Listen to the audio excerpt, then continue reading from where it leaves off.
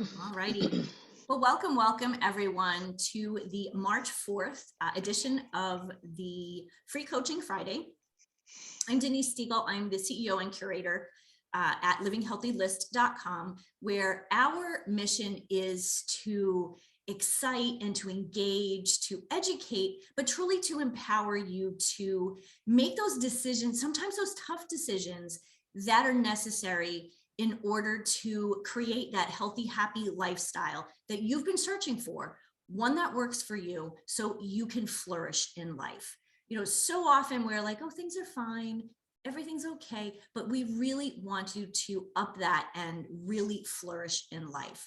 And so one of the resources that we provide with Living Healthy List through our amazing experts is Free Coaching Friday. And truly, as the name implies, it's a coaching session that is open to our audience, to the public, to the world, because our goal is really to help people to up-level their lives and be a great community and soundboard for women, truly 40 and over, 45 and over as I start to get older. And I always do throw in there, and a few smart men, because there are those men that kind of get it and kind of get where we're coming from and what we're doing in our worlds, in the health and wellness world, and at Living Healthy List. So our wonderful featured featured coach today is Lissa Figgins. Lissa is a goal achievement coach for women over 40. She inspires women just like you and me to redesign the results and truly help you repurpose your life after 40.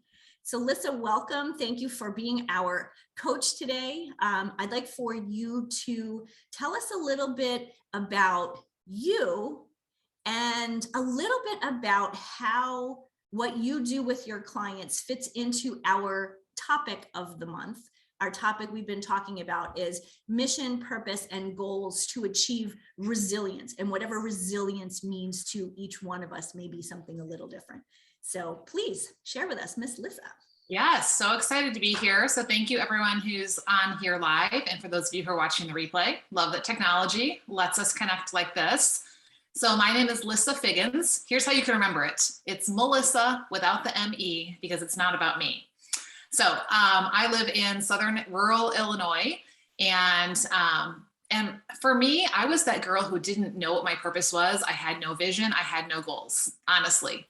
I very clearly remember my husband was in the military, and so he would deploy for a year at a time. I was basically a single mom with 3 kids, and there was one particular time he had just gotten home from his deployment. We decided we were going to get away for a just us weekend. My parents came to watch the kids. He and I got in the minivan because that was the season of life we were in. And we started driving. We had like about an hour and a half drive to where we were going to spend the weekend. And I remember being in the car and like he starts asking me questions and he was like, so what's your purpose? What's your goal? What are your dreams? And I was like, I have no idea. You've been gone for a year. I've been home alone with 3 children. When was the last time somebody asked me what I wanted, right? Or what I liked or anything like that. And really looking back on it now, I was just feeling sorry for myself and I was letting life be my excuse.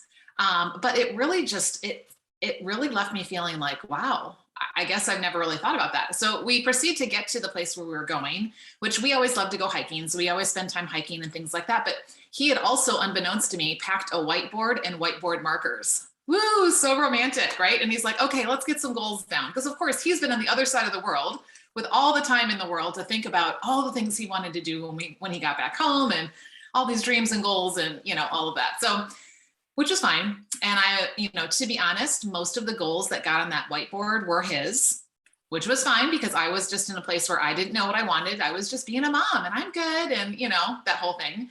And so that whiteboard came home with us. It got put on top of this trunk that was in the corner of our bedroom. But then at some point it found its way down to the floor and that's where it lived. We never looked at it. We never pulled it out. We never did anything, right? Almost exactly 5 years later, he's like, hey, you remember that time that we set those goals on that whiteboard? Do we still have that? I'm like, yeah, it's in our bedroom. Where? I'm like, oh, it's kind of over there by the trunk now. Pulled it out, right? Because he's like, I wonder how close we are to those goals. Guess what? We were no closer to those goals 5 years later, right? We literally had not thought about them, talked about them, looked at them anything for 5 years. And when I think about it, we probably weren't just no closer. We also probably had gone backwards in some of those things that we said we wanted to do because life had happened in that 5 years, right? And so it was shortly after that that I was turning 40. And do you guys ever have like those milestone moments? It maybe is a birthday, maybe it's an anniversary, maybe it's something with your kids, or, you know, just some experience that makes you just kind of wake up one day and you look in the mirror and you're like, how did I get here? So that was me when I turned 40. And I just remember looking in the mirror and going, 40, okay, it is time to start living with intention and a purpose instead of just kind of bouncing back and forth between whatever tends to happen. So that's kind of how this all birthed. You know, I think for so many of us, what we do comes from our own journey. And I was that girl who just was figuring it out. And then as I started figuring it out, I started living it out loud. And then I started noticing I'm not the only girl after 40 who doesn't know.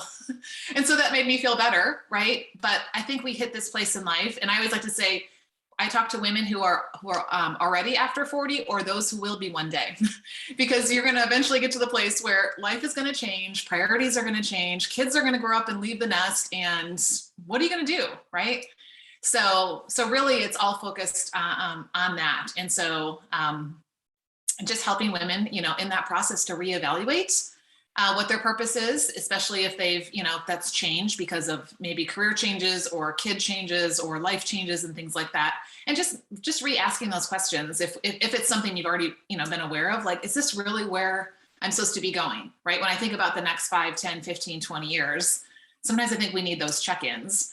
And then for that woman who was like me, who really hadn't ever taken the time to figure that out, then we get to have those conversations. And I feel like when we're in this stage of life, we know ourselves more. Right. In our 20s and 30s, we're trying to be somebody and do all these things, thinking like this is the dream I've always had as a girl. But I think by the time we hit 40, we have that deeper knowing that really can drive that purpose. Completely understand that. And when you hit 50, all of a sudden, I think every 10 years, you kind of step back. And when I'm actually closer to 51 now, my birthday's next month. I think every 10 years there is that, okay, I hate to say reevaluate, but it's kind of like knowing where you are and where you want to go. And so I think it's always a good time to, you know, kind of, I'm going to use the word reevaluate again, our hopes and our goals and our dreams and our passions. Because they may have changed, right? Or they may have deepened, or, I mean, there's so many things that can affect that. So yeah, I think it's so important. I think it's also important to note that you may have had a goal at one stage in life, and, you know, maybe it just doesn't light you up anymore, and things have changed. You know, I know a lot of times people will say to me, well, you know, I don't want to look like I'm flighty. You know, I changed this, you know, or a flip-flop, or, you know, I decide this, now I decide that. But I think it's, if you know where you're going or what those desires are, that's okay.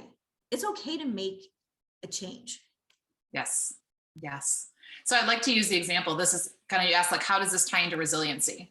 Like, when you know what your purpose is, then when life happens or other things come across your path, it doesn't just totally throw you off into the ditch and, you know, and you're like nowhere to be found. You can, you know, you can respond instead of react and get yourself back on, you know, on that path that you want to be on. It's like you just said, if you don't know where you're going, like the last time you went on a road trip, right? When you got in the car, you knew where you were going, right? You had a where and a why. Maybe it was to Target because you needed something there, or maybe it was to Disney because you needed something there, right? Like, either way, you know where it is you're going. You have that definite purpose. Nobody would just get in the car and say, I'm going on a road trip, and be like, well, to see where I end up. I mean, maybe some people do that, but most of us are not going to do that, right? Might do that. But along the way, you're going to encounter traffic, construction, opportunities to turn off, tourist stops and traps. And so if you haven't already decided where you're going, then it's going to be really hard to know how to respond to those different things that come across your route, right? And so I find that, you know, yeah, so say we're headed to Disney and, you know, we need to reroute because of something going on, fine, but we're still going to Disney. So it doesn't completely derail me. I respond instead of react, right? I'm being resilient and going, I'm going to have to make an adjustment in order to keep going towards this goal. You know, and then when we pass the sign for, you know, some great tourist thing that's, 100 miles off the road, you make that decision. Do I want to am I choosing to go off this route to go see that? Or is that just going to detract from where I'm going? And this is more important, so I'm going to keep going. Because I think so often as women, especially, we live by default. It's like we wake up in the morning to kids needing us, spouses needing us, emails needing us, messages needing us, right? And all day long, we're just we're responding to everybody else's purpose. And we get to the end of the day and we're like, oh my gosh, there was no time, there was no energy, there was nothing for me to put towards anything that I wanted to do. So that's how I think it ties in there. When we know our purpose, then we know when those things come across our path, what to say yes to, what not to, how to respond to it and not let it completely derail us from where we're going. It just it's almost like that centering thing, right? So when you think about resiliency, I think about like a spring that goes back to its shape, right? So I almost kind of think on the road trip analogy, it's like that centering, getting us back on that path. I love it. I wrote a bunch of notes here. I'd like to open it up and have someone do a little coaching with you along the lines and along these lines right now, reacting versus responding, and responding to others' purposes. If that's something one of you has a comment or a question or would like to have a conversation about, please unmute yourself and let's talk about that, because I think that's really important, especially the piece responding to everybody else's purpose as opposed to our own. I want to jump in. This is Monica. Hi, Monica.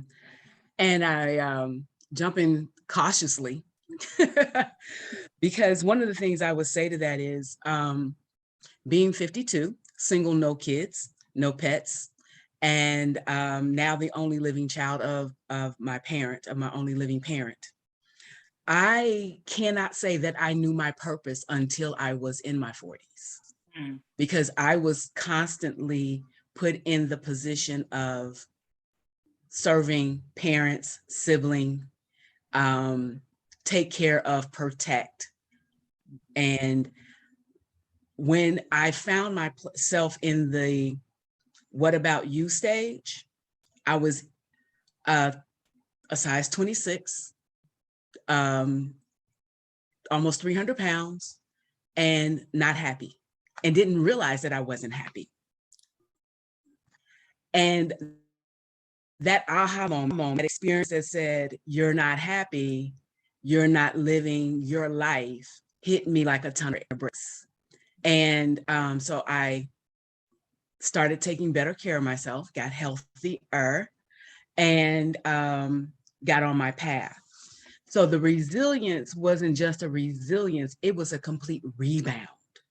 And that rebound was a lot for me and for those around me, because I took them through a rejection period, not just a reactionary period, because I realized that I was never allowed to discover me.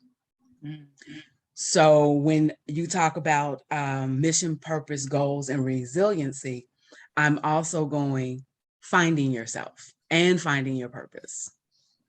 So in finding that place, it became health and wellness, which, come to find out, was always there, but never able to really flourish because it was always do something else. So here we are at 52. Pandemic has been a little different because I've been isolated and by myself. And so here we go. So rebound, reaction versus responding has been finding out a lot about what the drive and direction I want to go in. And I feel a lot of pressure to get there quickly because retirement is quickly coming up on me, and retirement is looking like by myself. So while I have a corporate job and I have a health and wellness business and I'm doing some other things, all the volunteer organizations and all have not fed my golden years Mm, as well as I had hoped. So here we are. mm. So Lisa, where do you want to go? Yeah. Well, thank you, first of all, for sharing your story. I think that is so inspiring and so true that we can just find ourselves somewhere and just be like, how did I get here? And not have been aware all along. So I love that the first thing you did was you raised your awareness, right? And you started saying, wait, this isn't what I want life to be like. How did I get here, right? We start asking those questions. And it sounds like as you're coming up to this next chapter of life, you're starting to kind of ask those questions again, right? So when you think about, retirements, right? Or this next chapter, because I like to say, I'm never going to fully retire. I may pause one activity of my life, right? It's just a new chapter. It's it's kind of that next thing. What are some of the things that next chapter you would love for it to include? What are some of So those things that's, that are important to you? well, you know what, and that is part of the part that I am developing and designing. So Mm, I'm designing my happiness now. I'm designing my luxury living, if you call it. The health and wellness business is definitely part of that. And Weight Exchange is the name of that. And I want to have conferences as well as help people in group and in one-on-one. Additionally to that, because I have always fulfilled my life with a lot of things, it feels very different not to have a lot of things. So, but I'm learning to scale back a little bit. But with that, I say this. There's another business that I have called Sincerely Yours, which will include my properties. So I want to have so many doors that will funnel into my passive income. And then I just became a notary for work, and then I also want to parlay into my retirement job. So I look at having retirement jobs that are not going to be as stressful or as busy and can bring a small amount of income that will supplement what I have in my 401k, IRA, and mutual funds.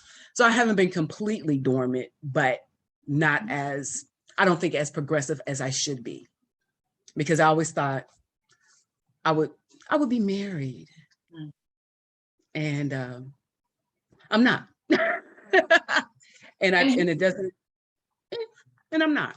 Yeah. And here's what I would say, right? If when you picture, like, almost like if you could, like, again, like this movie in your mind, right? Of like, what is you with your goal achieved, that life in that retirement life, what you want that to look like. If that includes someone else, then getting really clear on what does that look like, right? And really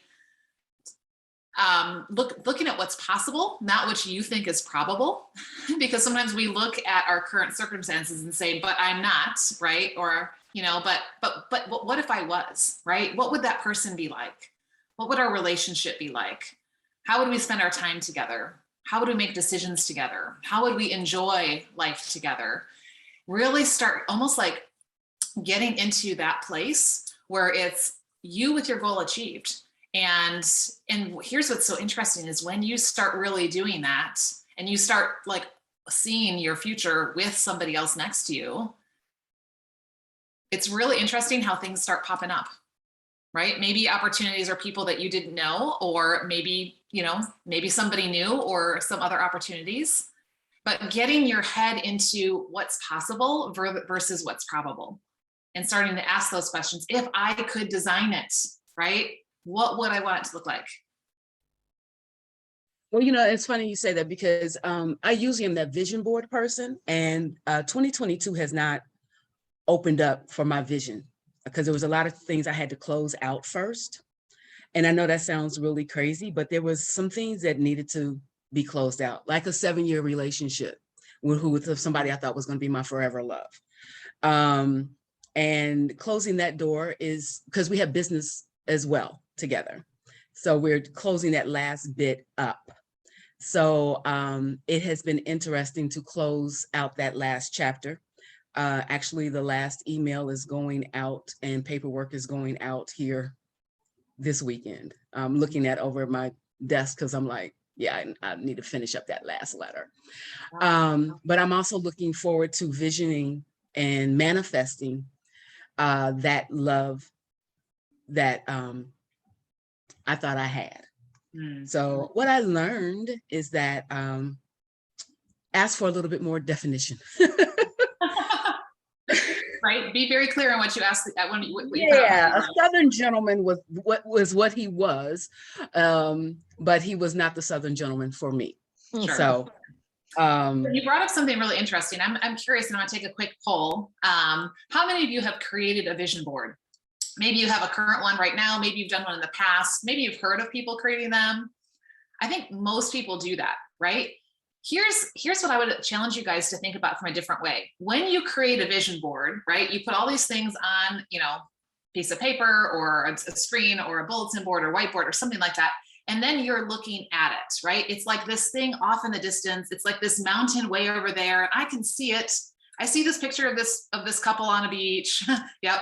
I can see, this money in the bank, but it's you over here and that vision over there. It's always you looking at it.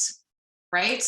Now, the way that I like to coach my clients is instead of it having that vision of your goal, which is like way over here, like, yeah, I can see it. It's way off in the distance. One day I'm going to get there. Having your vision from your goal, right? So from you already in that spot. So say, for example, your goal is to climb that mountain, right? That really amazing mountain that's over there. You can see it, from standing where you are. Oh my gosh, it's amazing. I'm working on getting closer to it every day, right? So inspiring. But if you were to actually visualize yourself on top of the mountain, right? What does that look like from up there, from you achieving that goal of being up there? So the difference between having a vision of your goal and a vision from your goal.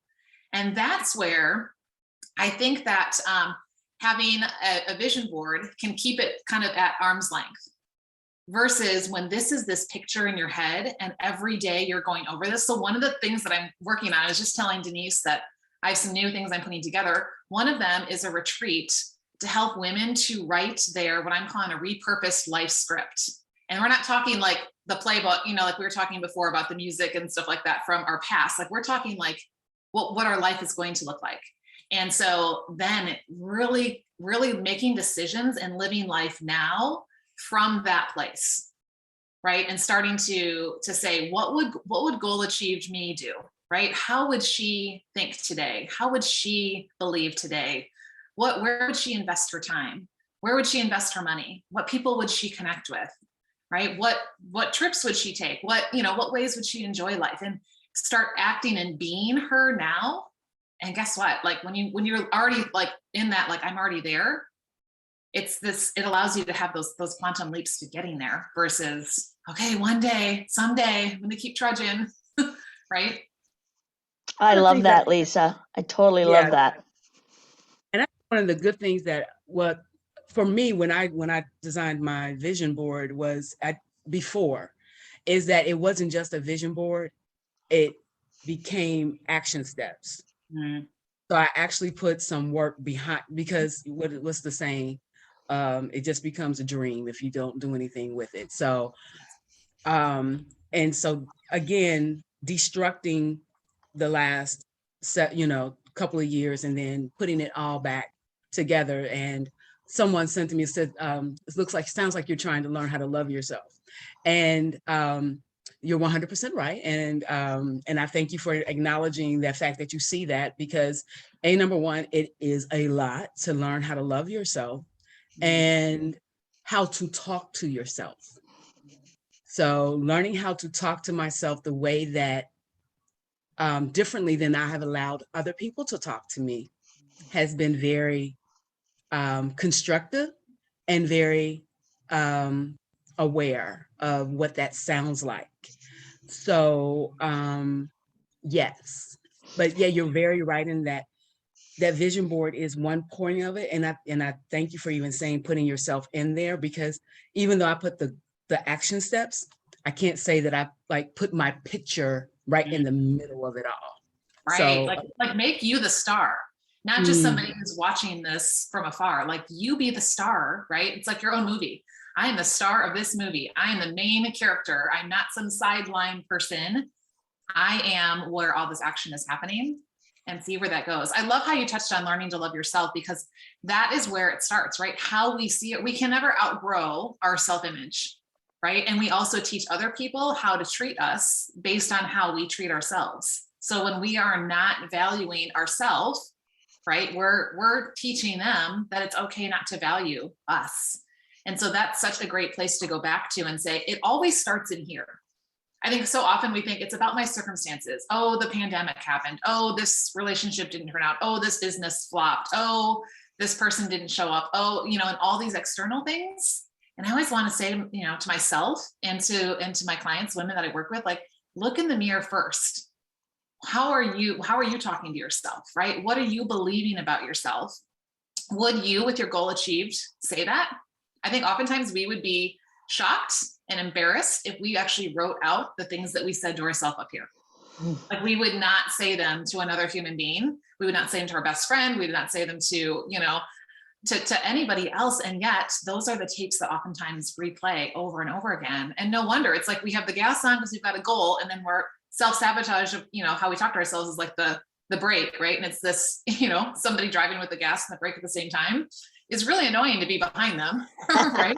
And it's not very good for their car, because their engine and the brakes are going to be like, right? And they're not going to get very far very fast. So important that we're looking at, how am I thinking? Because thinking leads to feelings, which lead to actions, which lead to our results. And so that there's that loop. And what often happens is that we let everything else out here put the thoughts in our head, and then we feel from that, and then we act based on how we feel. What if we started in our head first? What if we started with the thoughts that we believe, that we want to think, that our goal achieved self would think and believe, and let that drive the feelings and drive the actions? We'd have different results. So can I add something, Lisa? You're awesome, by the way. Love you. Of course. In my work, I believe all things in their right and perfect timing, and remind myself of that regularly. By the way, ladies, I'm over 60, okay? I have a friend on here over 70, and she just started her business and is rocking it, by the way. So it's never too late, and have no regrets. Everything that you've done leading up to this, Monica, was a piece of building who you are today. And if we dwell back in that, then we're still moving backwards. We've got to accept that and say that was all in its right and perfect timing to make me the person I am today, and then step into what Lisa is saying. I'm going to step into the person of tomorrow, the success that I want to be, the things I want to do in the world, and move yourself there, right? Because otherwise we're carrying around an anchor. Exactly. And think about this, like who you've been up until now is how you got where you are. So I love that, Luann, right? So it's like, I don't want to blame her. I want to appreciate her and say, you know what, you did the best with what you knew, right?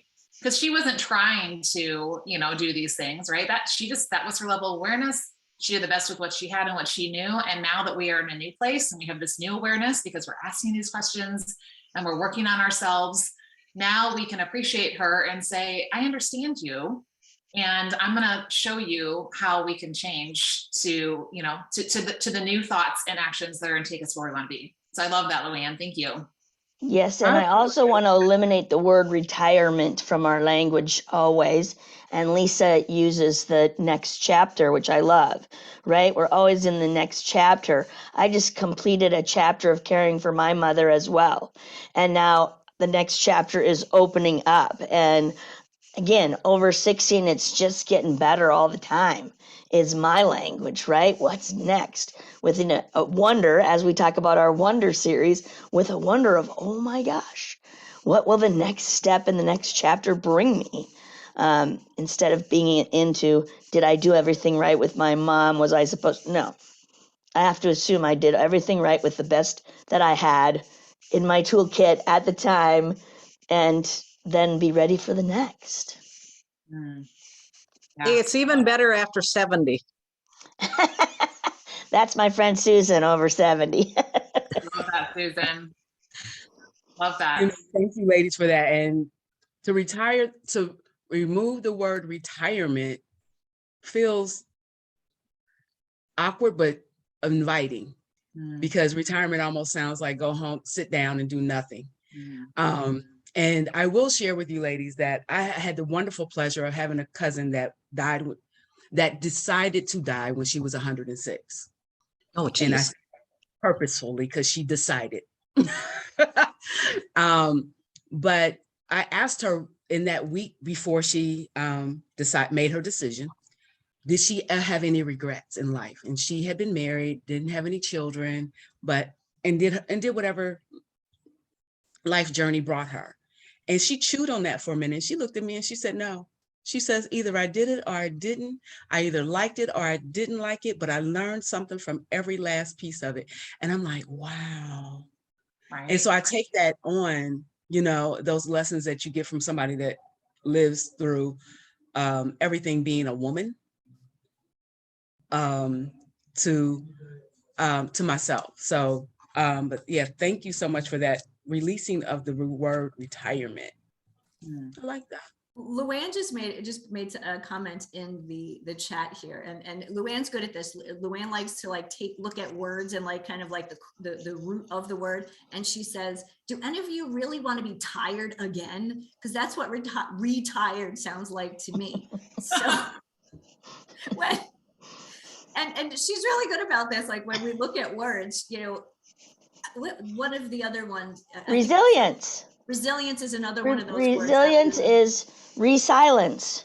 Resilience yourself. Go back to center, sit down, and look at how I want to respond, not react. Right? So Lissa was pointing that out. And we need that moment potentially of silence. It may just be an instant, it may be 5 minutes, it may be a day. But go back into center and decide how you want to respond rather than to simply react. I want to refurbish myself.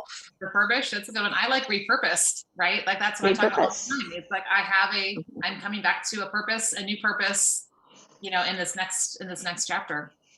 Love it. Yeah, it's always a mindset, right?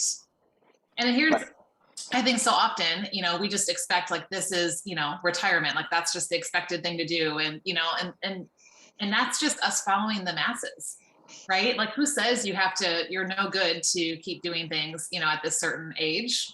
I think that's where we can really ask this question and say, what is my purpose? And, yes, it may shift in different periods of our life when we, are responsible for others or maybe have more independence or, are then needing other resources ourselves. But it's always coming back to, how can I increase my service and who am I? What really is going to draw out of me those things that God has put in me that, that I can use instead of, sitting on the couch or going golfing for, or out to lunch or whatever was, I think, the typical view of retirement. My mom Absolutely. plays bocce. My mom plays bocce every Monday. She's on a league. That's awesome. For retirement. She plays bocce. And apparently she's very good. I had the pleasure of volunteering at our local 55 and over club. They don't call it a senior center anymore. The 55 and over club, and women would come to my workshops that had been retired for 2 or 3 years, and they're like, I feel like I have no purpose. I have no meaning. Because that's what society has set us up for. Work really hard for 40, 50 years, and then you get to retire and relax. And no, there's no joy in that feeling of nothing to serve and do. We're by nature like to be in service to other people. And it gives us joy when we can serve other people. And so that's what is the next chapter and how can I continue to give my gifts in the world in a meaningful way? Ladies, I pose this question to you. And I don't know if everyone here is married or has been married. Again, like I said, never been married. But do you feel that because women have played that second fiddle role so many times or so long in our lives or throughout society, that actually standing up with a purpose is almost a push or a change in direction for people to accept anyway, and even for ourselves? I think we have our nature is to nurture, right? Is to serve, is to give, is to I'm good, don't worry about me, right? So I don't think it really matters if we're married or not married, if we're a mom or not a mom. It's just, that's our nature is to always make it about other people and to always, do that. So, I mean, is it a change for us to stop and say, what about me? Yes. I think many women think that that's selfish, right? If I'm thinking about me, if I'm taking time for me, if I'm focusing on my goals and my dreams, like that's selfish and that's taking away from the people I should be serving. And yet so oftentimes we keep saying yes to this person and yes to this thing and yes to that, right? But then nobody's getting a good version of us because we have nothing left to pour out and we're not taking the time to fill back up again.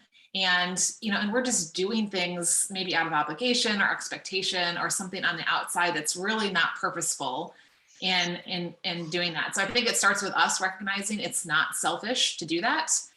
And then if we've been in the situation, I mean, you shared this when you started, thinking about you kind of had to, put a hand up a little bit to some of those people who were just expecting you to always do the things. So yeah, I mean, somebody else is like, what? You're not serving me all the time? Like, I want.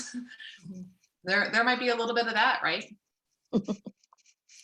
I'd like to add one of the things. So the thought that came to my mind was like, when we talk about boundaries, setting boundaries.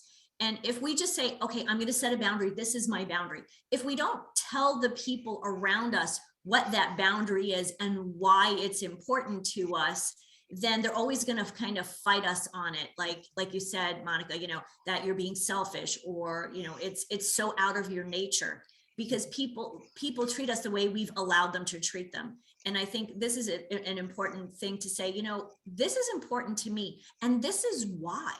And to know that in your heart. And so when somebody does kind of give you that, sideward glance, like, what the hell is she talking about? Or why is she doing that? That to be able to say, this is why this is important to me. And for the people that know, love, and trust you, they're going to support you. As soon as you say, this is why it's important to me, they're going to be there for you. If you don't share that, it's you're changing. You're not who you used to be, which we all know now is a good thing, not being who you used to be last year, last week, yesterday. So I love the concept of the best yes. Have you guys heard about the best yes concept? There's a book by a gal named Lissa, and she talks about the best yes. So often as women, Susan, you're shaking your head like yes. So often as women, we feel like I feel guilty if I'm saying no, right? So you're talking about healthy boundaries, talking about communicating with other people, but the whole perspective shift that she makes, and I use this a lot with my clients, is what is your best yes, right? So when somebody asks something of you, or when you're just thinking about where do I want to invest my energy and my efforts and my focus, thinking about what is the best yes. And so when somebody then brings something to you, you being able to evaluate, is this going to be one of my best yeses, right? Like, will me saying yes to this, will I be able to will that help, will that be using that purpose, right? That's where it comes back to knowing that purpose. And will I be giving you a really good yes, which I also think is honoring them as well. So I remember the first time somebody kind of said this to me, and she's like, right now, this is not my best yes. And I was asking her to help me with this project. And I remember thinking, it's really not a big deal. You could just say yes and do it, right? Like my expectations, so that was me on the other side of it, right? Kind of the what do you mean, no? But then when I really thought about it, I really respected that, right? Like she knew what fit in and what didn't. And that wasn't my response. That wasn't up to me, except to just accept that. And so I actually respected the fact that she said that, because I wouldn't want somebody to say yes to me and only be half a yes, right? Or then just be doing it, and not really being able to give fully to it. So that has been something that's really shifted for a lot of women, is just evaluating, is this my best yes? And communicating that with someone else. And then attaching the why, like Denise, I love that you brought that up, because if it's someone who truly cares about you, they're going to care about why that's important to you. And if they're pushing back, I think that's a red flag sign that maybe this is a toxic person in your life that is just there to take. And, maybe there needs to be a little bit of a, separation type thing happening, some healthier boundaries, stronger boundaries. It's funny you say that, because I read Shonda Rhimes' The Year of Yes. And it kind of went counterintuitive of your yes for your reason. And I remember not too long ago telling someone, they asked me to do something. And I said, yes, I have the time, but no, I don't have the energy.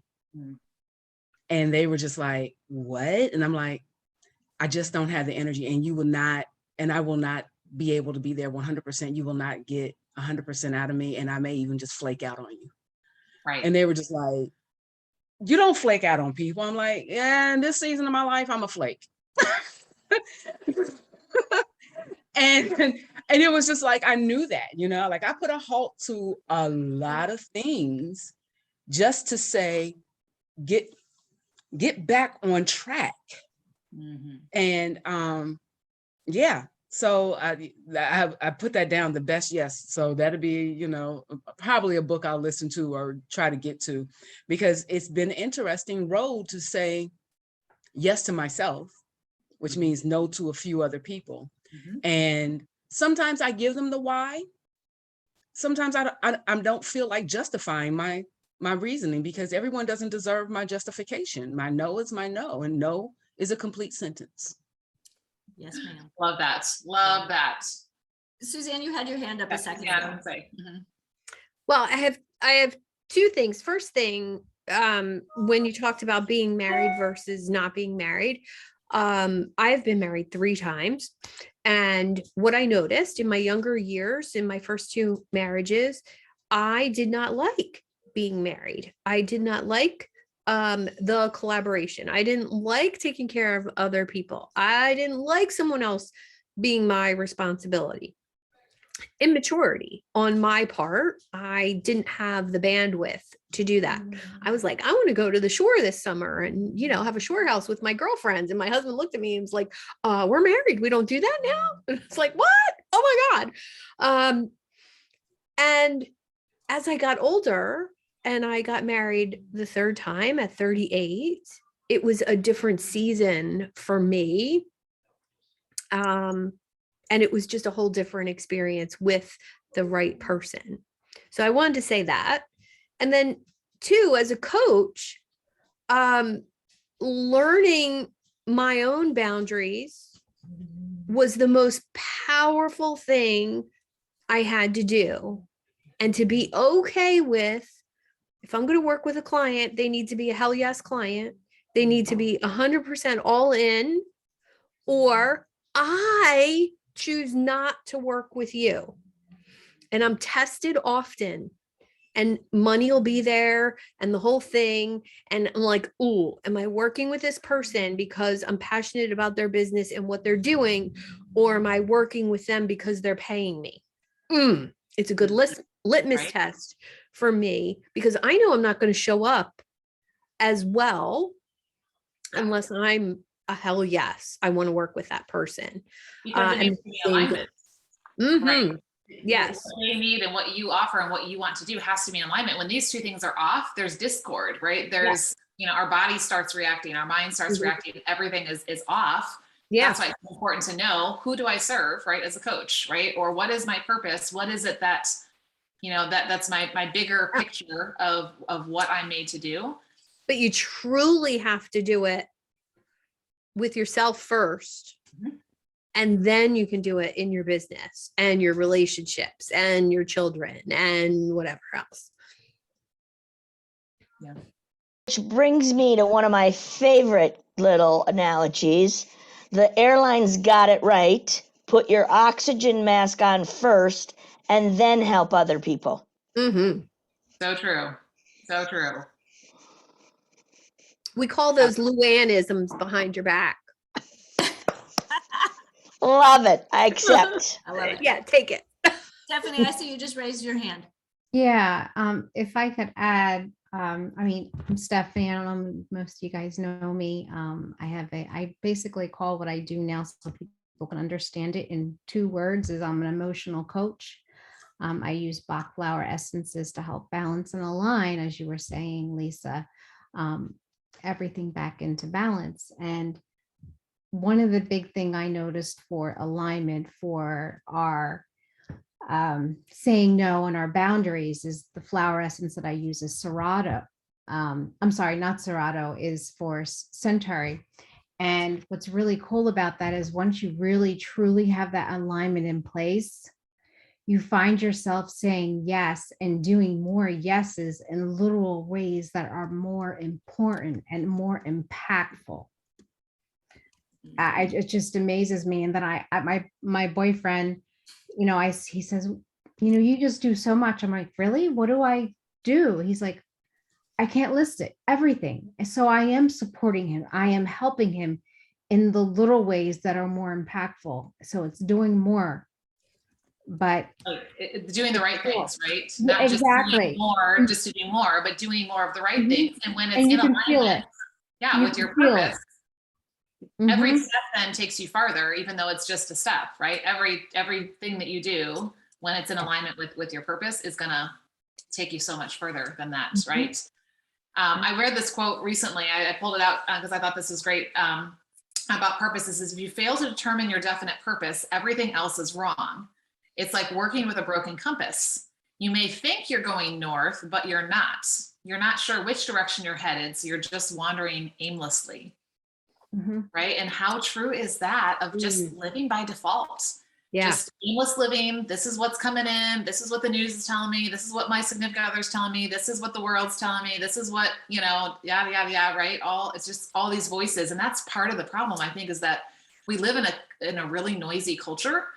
And then we have these things that follow us around all day long. And so, it's like, if we're not putting the filters on and really knowing who I am and what my purpose is, then all this stuff just keeps coming in. It's almost like we have to have like the blinders on to go, yeah, no, I'm just shutting all this out. And I think that's maybe where some of the issue comes for us as women is, when was the last time you paused and just took some quiet time to really just either think through or rethink about your purpose and where you're going? And are these things that I'm doing moving me towards that? Because so often we get into doing things, right? And it just becomes a part of our habitual thinking, our habitual doing, our day, our schedule, our rhythm. And then, we're way over here. It's like that whole analogy, like that 1 degree, right? So when you think of like an airplane, if they're 1 degree off, by the time they've gone from one side of the country to the other, they're like hundreds of miles off. And if we don't regularly pause to realign and make sure that, that we're on course, because we're going to get off course. Life is going to happen, and we're going to kind of veer off a little bit this way or that way. But we've got to have that compass that brings us back, in that direction we want to go. Wonderful.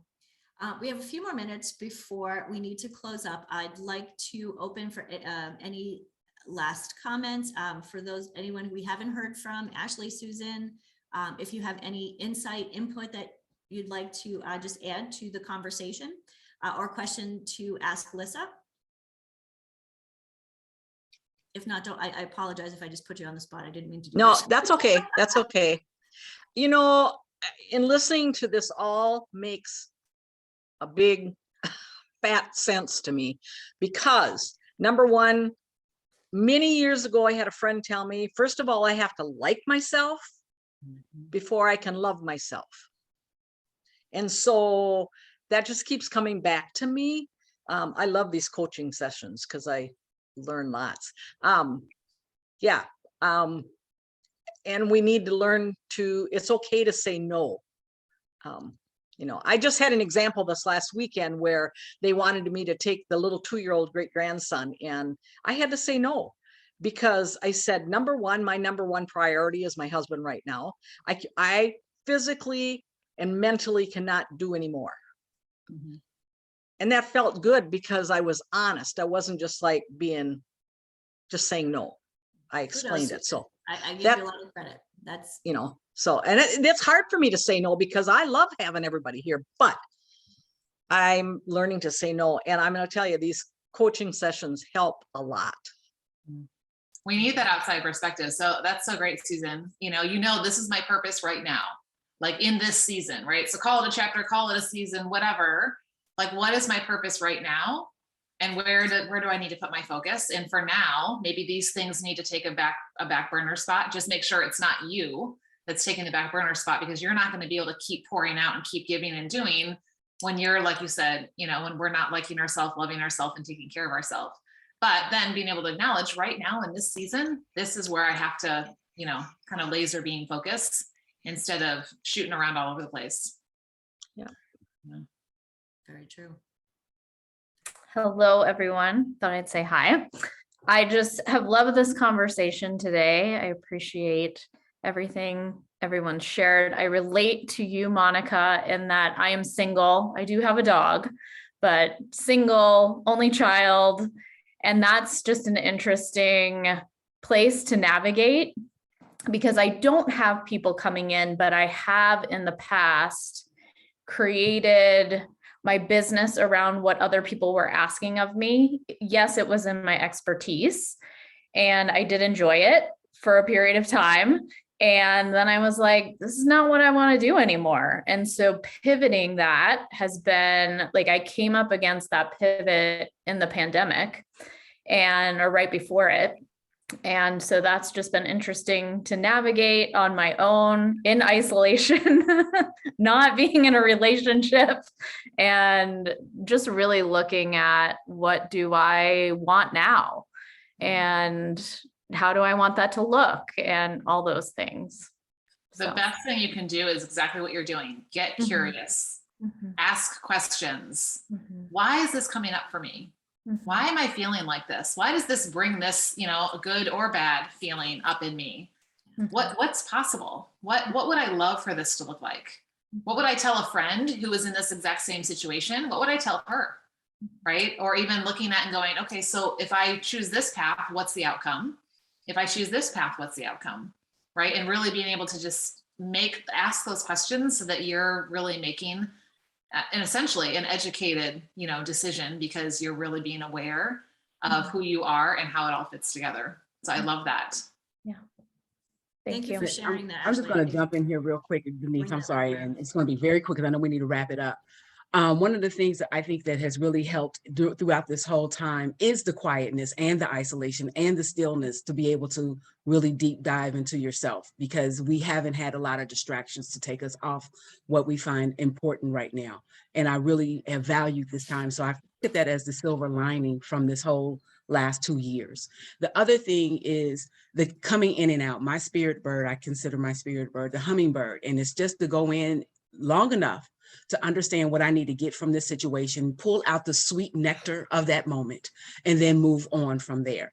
So coming in and out of groups that feel me when I need what I need when I need it has been very beneficial.